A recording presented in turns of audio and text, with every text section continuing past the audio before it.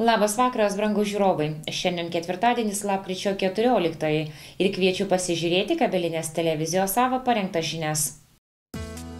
Pirmosios sąskaitos už šildymą. Prisiekė 24-28 metų kadencijos Seimo nariai. Lietuvos bokso čempionate jonaviečių kovos. Jonavos Sybet nusileido Klaipėdos žaidėjams. Jonaviečius pasiekė pirmosios šių metų šildymo sezono sąskaitos. Šįmet šildymo sezonas prasidėjo spalio 11 dieną. Vidutinis šildymo dienų skaičius 21 para, praneša rajono savivaldybė, bei primena, kad nuo šių metų gegužės 1 dienos nustojo galioti pridėtinės vertės mokesčio PVM įstatymo pakeitimas, kuriuo centralizuotai teikiamai šilumos energijai laikinai iš Lietuvos Respublikos valstybės biudžeto buvo kompensuojamas 9 procentų PVM. Šių metų spalio mėnesio 1 kWh kaina gyventojams 7,61 cento su 9 procentų PVM, kai pernai spalį buvo 7,75 cento be PVM. Vienas kubas karšto vandens šių metų spalį kainavo 6,86 eurus su 9 procentų PVM, kai pernai tuo pačiu laiku kainavo 6,52 eurus be PVM. Vidutinis mokėjimas už spalio mėnesio 1 kvadratinio metro ploto šildymą 30 centų. Lyginant pernai, spalio mėnesį buvo 36 centai. Spalio mėnesio mokėjimai gyventojams už centralizuotai teikiamą šilumą 50 kvadratinių metrų ploto buto šildymui renovuotose namuose vidutiniškai siekia 14 eurų. Senos statybos nerenovuotose namuose 23 eurus. Kiek namo gyventojai moka už spalio mėnesio šildymą priklauso ne tik nuo šilumos kainos, bet ir nuo namo energetinio efektyvumo, nuo kada įjungtas šildymas namuose, kiek šilumos buvo suvartota. Parlamente prisiekė 2024-28 metų kadencijos Seimo nariai, jų tarpe ir 2 jonaviečiai. Šiandien lapkričio 14-ąją 2024-28 metų kadencijos Seimas susirinko į pirmąjį posėdį. Parlamento darbas prasidėjo sveikinimo kalbomis ir priesaikos ceremonijai istorinėje kovo 11-osios akto salėje. Kaip nustatyta Seimo statute, pirmąjį kadencijos Seimo posėdį pradėjo vyriausias pagal amžių išrinktas Seimo narys. Ši garbė atiteko 73 sulaukusiai Seimo nariai Birutei Vėsaitei, kuri posėdžiui pirmininkaus tol, kol bus išrinktas Seimo pirmininkas. Pasak posėdžio pirmininkės Vėsaitės, visuomenė iš šio Seimo tikisi esminių pokyčių. Pagyvenę žmonės oresnių pensijų ir mažesnių eilių pas gydytojus, dirbantieji, ypač viešajame sektoriuje, didesnių atlyginimų, moksleiviai ir mokytojai daugiau aiškumo švietimo sistemoje, o visa visuomenė taikios Lietuvos padangės. Posėdžio pirmininkė kolegoms linkėjo, kad šiame Seime nebūtų vietos neapykantos kalboms, patyčioms. Seimą pasveikinti atvyko Lietuvos Respublikos prezidentas Gitanas Nausėda ir Vilniaus arkivyskupas metropolitas Gintaras Grušas. Pirmajame Seimo posėdyje Vyriausiosios rinkimų komisijos pirmininkė Lina Petronienė paskelbė Vyriausiosios rinkimų komisijos sprendimą dėl galutinių Seimo rinkimų rezultatų ir perskaitė išrinktųjų Seimo narių sąrašą. Primename, kad pirmajame Seimo rinkimų ture daugiausiai mandatų laimėjo Lietuvos socialdemokratų partija, o Jonavos vienmandatėje rinkimo apygardoje jau pirmajame ture į Seimą išrinktas šios partijos atstovas Eugenijus Sabutis. Į Seimą taip pat pateko buvęs laikinasis Jonavos rajono meras Rimantas Sinkevičius. Jis išrinktas daugiamandatėje apygardoje socialdemokratų kandidatų sąraše, padaręs šuolį iš 55 į 18 poziciją. Kviečiu prisiekti išrinktąjį Seimo narį Eugenijų Sabutį.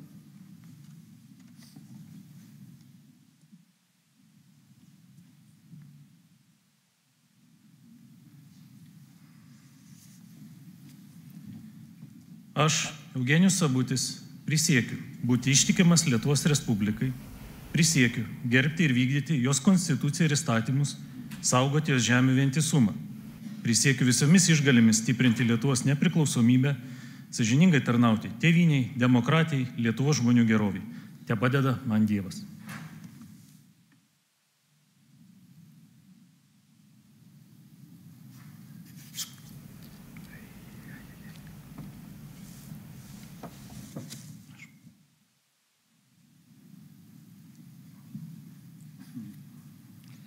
Skelbiu, kad Seimo narys Eugenijus Sabutis prisiekė. Sveikinu.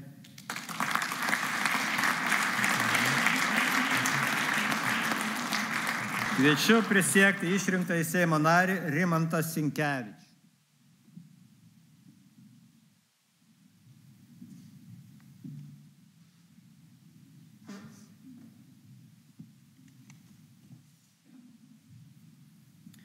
Aš, Rimantas Sinkevičius, prisiekiu būti ištikimas Lietuvos Respublikai, prisiekiu gerbti ir vykdyti jos konstituciją ir įstatymus, saugoti jo žemių vientisumą. Prisiekiu visomis išgalėmis stiprinti Lietuvos nepriklausomybę, sąžiningai tarnauti tėvynei, demokratijai, Lietuvos žmonių geroviai. Tepadeda man Dievas.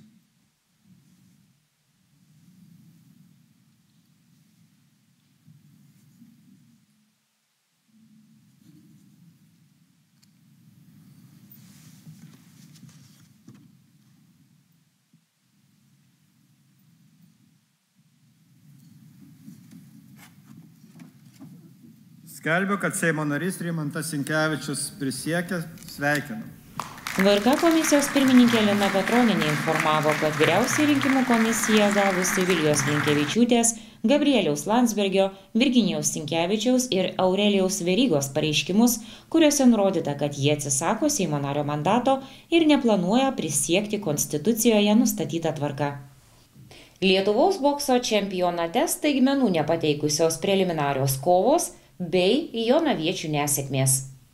Kauno sporto halėje lapkričio 13-16 dienomis vyksta Lietuvos bokso čempionatas, kuriame varžosi pajėgiausi šalies sportininkai.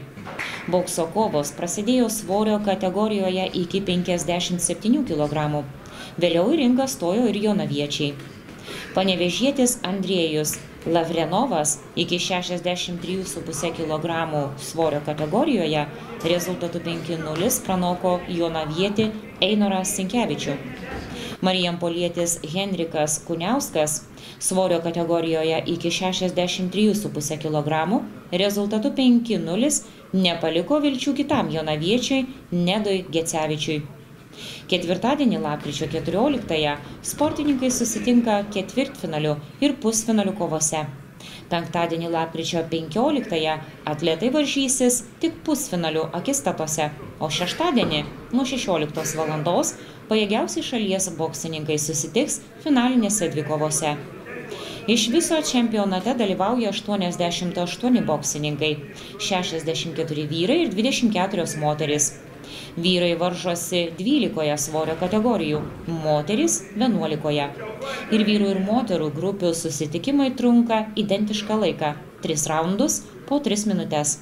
Pirmenybėse dalyvauja sportininkai gimę nuo 1984 m. sausio 1 iki 2006 m. gruodžio 31. Visas Lietuvos bokso čempionato kovas bokso aistruoliai gali pamatyti neišėję iš namų.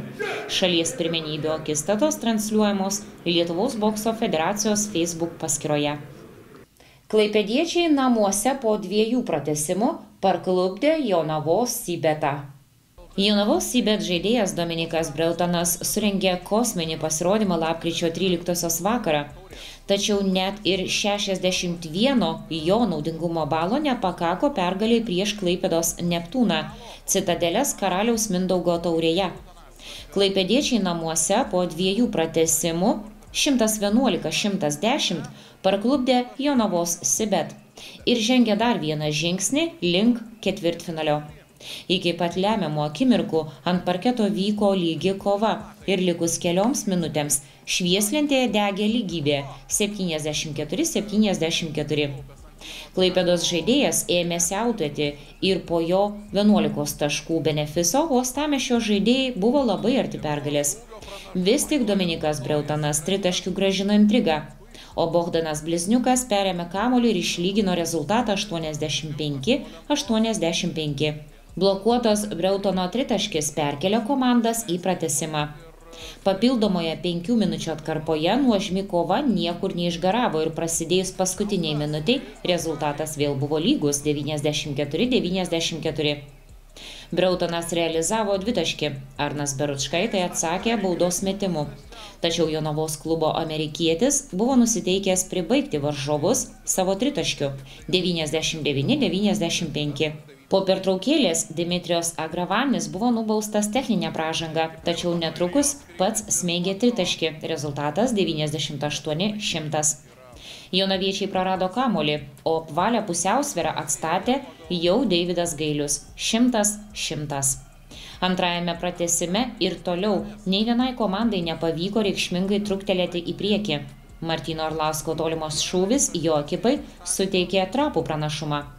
Agravanio dvitaškių atsakymą iš toli surado Lukas Kleišmantas, bet nuo tada nutiko virtinė jonaviečių nelaimių.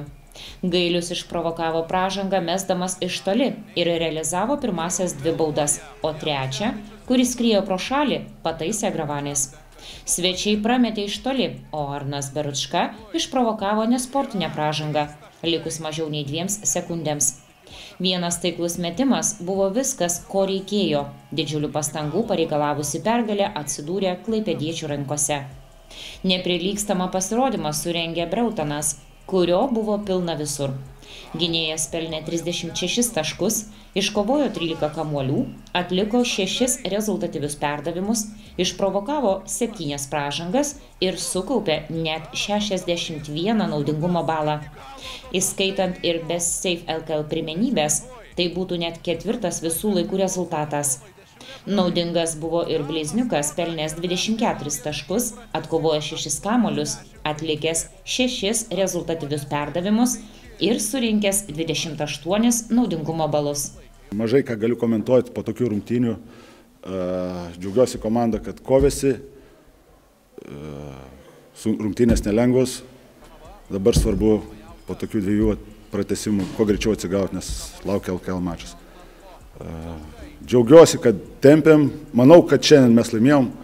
Tik tai buvo šiandien fortuna, ne mūsų pusėje. Ta fortuna turėjom užsitarnauti savo koncentraciją.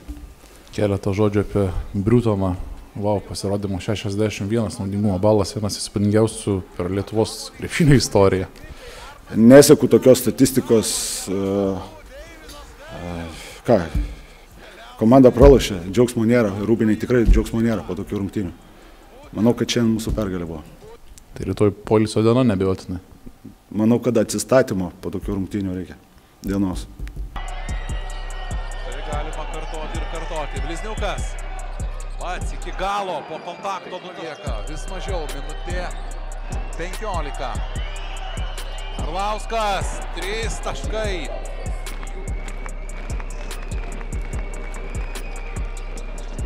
Trečiasis baudų taškai bus.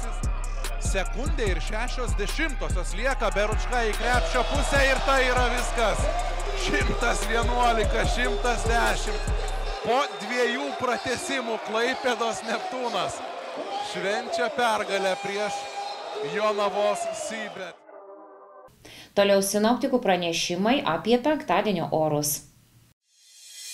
Penktadienio naktį vietomis numatomi trumpi nedideli krituliai, kai kur formuosis plikledis, tvyros rūkas, vėjas šiaurės vakarų. Žemiausia temperatūra naktį nuo 0 iki 2 laipsnių šilumos. Dieną be žymesnių kritulių, vėjas vakarų pietvakarių. Aukščiausia temperatūra nuo 2 iki 5 laipsnių šilumos. Šiandien tiek informacijos parengėm. Dėkoju už dėmesį ir kviečiu pasimatyti rytoj įprastu metu.